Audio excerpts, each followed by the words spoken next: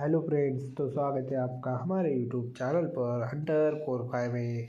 तो आज मैं आपको बताने वाला हूँ guide to the good life. इस बुक की समरी जो कि बुक लिखी है विलियम बी आर्विंग जी ने। तो चलिए शुरू करते हैं हमारा वीडियो। जीवन में खुशी को कैसे हासिल करें, ये सबक आपको क्यों पढ़ना चाहिए। क्या आपको किसी लाइन में खड़े होने पर बड़ा गुस्सा आता है? अन्य लोगों के धीरे धीरे काम करने पर क्रोध आता है और इस प्रकार आप एक बुरी मानसिक स्थिति में पहुंच जाते हैं? ऐसे में आप खुद को कैसे संयम में रख सकते हैं? प्राचीन काल ग्रीस के फिलोसोफर को आजकल स्टोइकवादी के नाम से जाना जाता है। इनका जीवन अत्यंत साधारण होता है। इनका मन हमेशा प्रसन्न रहता है। ऐसा जीवन पाना आसान नहीं होता, मगर यहाँ दिए गए कुछ सबक से हम अपने जीवन को और बेहतर बना सकते हैं। चैप्टर नंबर 1, स्टोइकवाद प्राचीन ग्रीस अथवा यूनानी विचारधारा पर आधारित है। उस समय में फिलोसॉफी अर्थात आत्मज्ञान को शिक्षा के क्षेत्र में सबसे प्रधान समझा जाता था। द स्टोइक स्कूल वह एक प्रसिद्ध शिक्षा केंद्र है जहाँ स्टोइकवाद का प्रशिक्षण दिया जाता है। फिलोसॉफी हमारे मार्गदर्शन करती है। यह हमें अपने लक्ष्य को प्राप्त करने में सहयोग करती है। आजकल के समय में लक्ष्य प्राप्ति बहुत कठिन है क्योंकि हर जगह आकर्षण के साधन मौजूद है। ऐसे हालातों में मनुष्य का मन काफ़ी व्याकुल रहता है। स्टोइकवाद हमें धैर्य एवं संयम सीखने में मदद करता है। स्टोइकवाद हमें संत अथवा भौतिकवादी बनने के लिए नहीं कहता। यह हमें बीच का मार्ग चुनने को कहता है जहां हमें मन की शांति एवं खुशी पाने के लिए किसी वस्तु या अन्य मनुष्य पर निर्भर होना ना पड़े। स्टोइकवाद के दो केंद्रीय लक्ष्य हैं, नैतिकता और शांति। सभी मनुष्य के जीवन में लक्ष्य बेहद जरूरी होता है, मगर स्टोइकवादी लोग नैतिकता और शांति को प्राथमिकता देते हैं। तो नैतिकता हमें सबके साथ प्रेम, सम्मान एवं सहानुभूति के साथ जीना सिखाती है। यह बताती है कि हमारे काम से केवल हमारा ही नहीं, पूरे समाज का फायदा होना चाहिए। दूसरा लक्ष्य है शांति। यह बताती है किस प्रकार मन से सभी नकारात्मक एवं खराब सोच हटा देने से हम संपूर्ण रूप से खुश रह सकते हैं। अपने मस्तिष्क को शांत रखने के लिए हमें हमेशा सकारात्मक सोच रखनी चाहिए, साथ ही सभी के प्रति सद्भावना रखनी चाहिए। नैतिकता एवं शांति एक दूसरे पर परस्पर निर्भर करते हैं। नैतिकता प्राप्त करने के लिए मनुष्य को बुद्धि का प्रयोग करना पड़ता है और इससे शांति भी प्राप्त होती है। शांति प्राप्त करने से हमें एक सुखमय जीवन मिलता है एवं साथ ही अपने भावना पर नियंत्रण करने की शक्ति मिलती है। चैप्टर नंबर 2, अपने लालच पर नियंत्रण पाने के लिए हमें संतुष्ट रहने की आवश्यकता है। मनुष्य चाहे जितना भी शिक्षित या प्रतिष्ठित क्यों ना हो जाए, उस पर कोई ना कोई दोष तो रहता ही है। ज़्यादातर लोगों को अपने लालच पर नियंत्रण करना ही नहीं आता। मनोवैज्ञानिक सेन फ्रेडरिक एवं जॉर्ज लॉविस्टिन ने इस व्यवहार को हेडोनिक एडॉप्शन का नाम दिया है।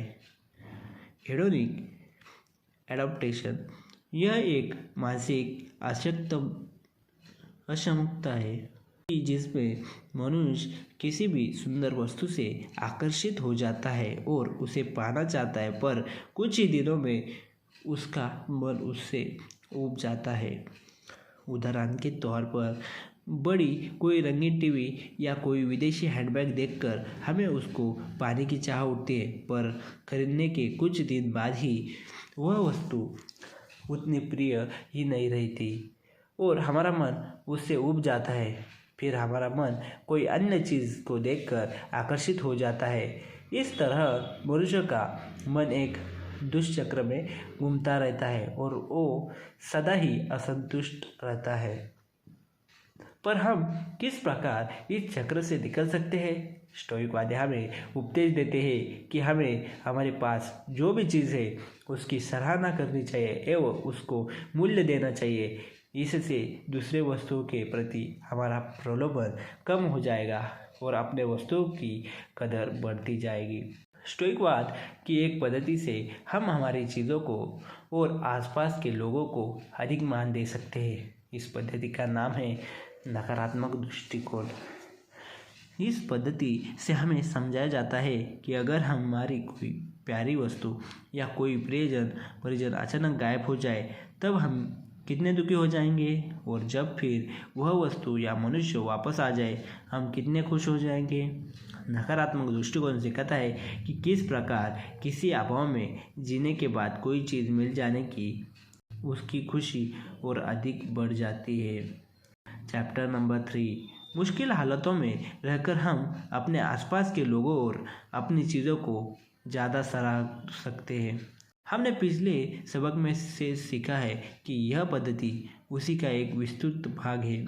इस अभ्यास में जो मनुष्य या वस्तु हमें अत्यंत प्रिय है हमें उसे त्याग देना होता है और हमें अपने प्रत्याग पर पूर्ण रूप से संयम रखना पड़ता है। यह अभ्यास प्रसिद्ध रोमन स्टोइकवादी सेनेका के लेग टू प्रैक्टिस पॉवर्टी पर आधारित है।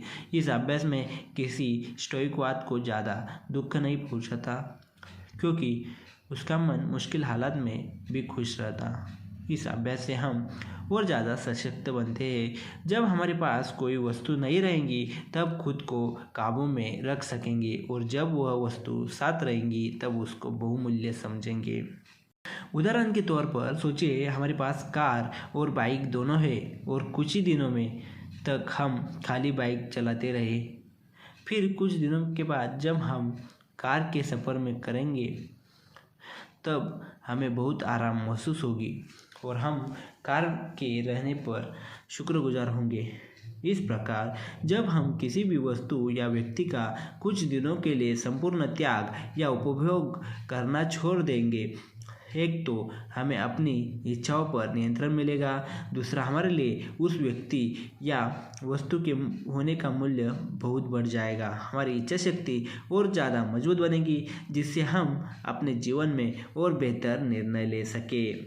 चैप्टर नंबर 4, जिस चीज़ को हम बदल ना पाए उसके प्रति अपना रवैया ही बदल डालें।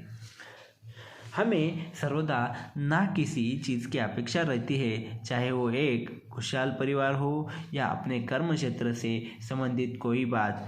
हम हर समस्या को कोई बड़ी मुसीबत समझकर चिंतित रहते हैं। हर एक स्टोइकवादी जिन चीज़ों को नियंत्रण कर सकता है और जिन चीज़ों को नियंत्रण नहीं करता तो दोनों को पहले से ही अलग कर लेता है। वह जो चीज़ प्राप्त ना कर पाए उसकी अपेक्षा त्याग देता है और फिर अपना पूरा ध्यान जो चीज़ संभव है उस पर केंद्रित कर देता है।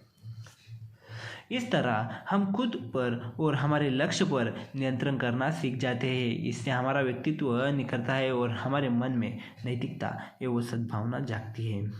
उदाहरण, किसी खेल में जीत या हार खिलाड़ी के हाथ में नहीं होती। ऐसे में बेहतर है कि कोई अपेक्षा ही ना रखे जिससे कि हार से हम अत्यंत दुख ना पहुँचे और हम पूरा ध्यान से खेल में दे सकें। इससे खेल में जीत की संभावना और बढ़ जाती है। चैप्टर नंबर 5, दूसरों पर गुस्सा करना या दूसरों की राय पर निर्भर होना व्यर्थ है। सभी मनुष्यों को दुख पहुँचाता है जब कोई उन्हें भला बुरा करता है, पर स्टोइकवादी लोग इसे दूसरे नज़र से देखते हैं। उनका मानना है कि दूसरों के कारण हमें अपने मन की अशांति नहीं पैदा करनी चाहिए, पर कुछ स्वार्थी और अप्रिय लोगों के साथ काम करना अत्यंत कठिन है। ऐसे में हमें क्या करना चाहिए? अपने आप को सहनशील बनाए के लिए हमें यह सोचना चाहिए कि प्रत्येक मनुष्य में कुछ दोष या अवगुण रहता ही है, इसलिए हमें प्रत्येक मनुष्य को समझने की कोशिश करनी चाहिए। इससे हमारे मन के सभी प्रति सद्भावना पैदा हो जाएगी और हम सहनशीलता सीख पाएंगे। साथ ही प्रत्येक मनुष्य अलग अलग तरह से सोचता है। हम चाहे जितनी भी कोशिश कर ले दूसरे लोगों हमारे कार्य में नुक्स निकालने के लगे रहते हैं। लोगों को दूसरों की निंदा करने में बड़ा मज़ा आता है। ऐसे में बेहतर यह है कि हम अपने कार्य में दूसरों के मत निर्भर ना रहे।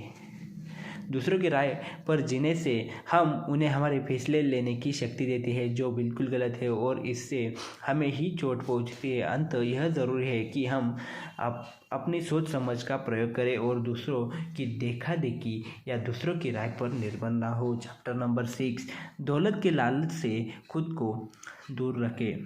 ज़्यादातर देखा जाता है मनुष्य दौलत को खुशी पाने का माध्यम समझ बैठता है, पर स्टोइकवादी लोगों का मानना है कि वास्तविक में हमारी खुशी हमारी मानसिक स्थिति पर निर्भर करती है, ना कि दौलत पर। स्टोइक फिलोसोफर मुसोनियस का कहना है, दौलत मनुष्य को और ज़्यादा लोभी है वो दुखी बना देती है। दौलत शोहरत का मोह कभी ख़त्म नहीं होता और वह मनुष्य को पूरी तरह कैद कर लेता है। इसकी चर्चा हमने पहले ही की है। इस मानसिक स्थिति को हेडोनिक एडॉप्शन का नाम दिया गया है।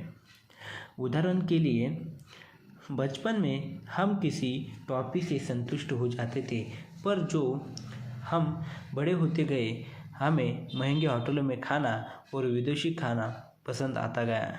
इसी प्रकार हमारा मन बड़ी बड़ी चीज़ों के पीछे भागता रहता है और कभी भी खुश नहीं रह पाता है।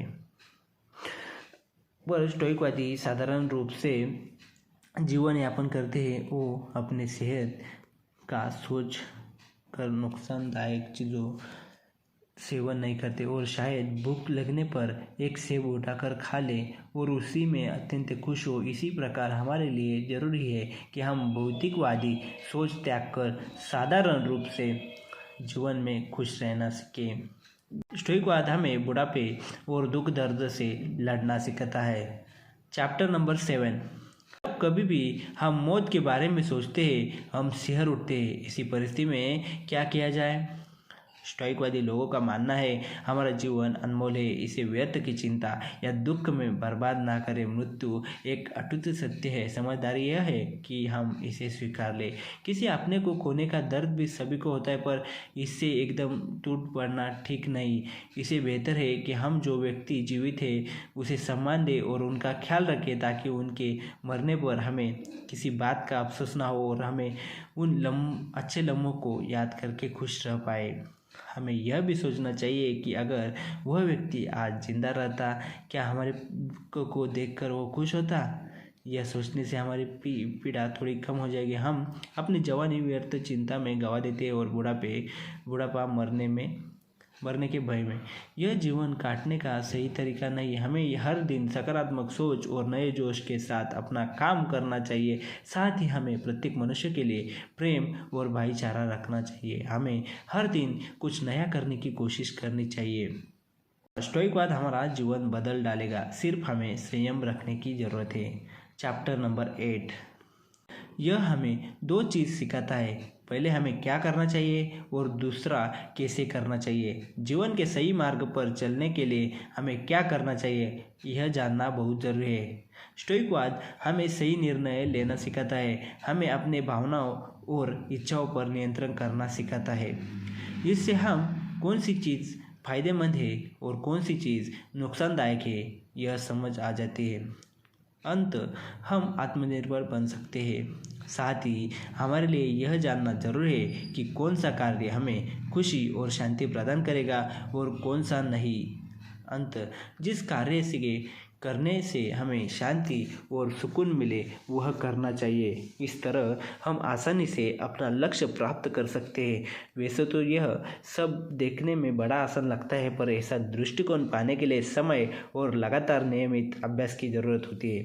अंत धैर्य और संयम की विशेष आवश्यकता रहती है।